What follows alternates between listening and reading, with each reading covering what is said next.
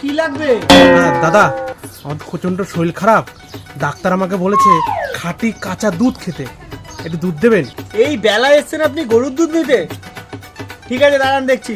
এই রাজু, দাদা এসছে, দাদার জন্য এক গ্লাস কাঁচা দুধ নিয়ে আয়। পারবি তো এইটুখানি কাজ অন্তত? দাদা দুদিন হলো কাজে লাগতে পারি, এ আর এমন কি? A few moments later. এতক্ষণ ধরে এইটুখানি দুধ নিয়ে আসলি, একটা কাজ ঠিক করে পারিস না। হ্যাঁ নান্দা,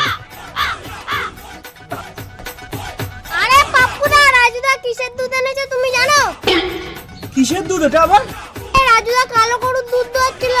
ও ওর জন্য দুবার লাথি মেরেছে জানো তো বাপ্পুদা, ওটা সার ছিল। কি করে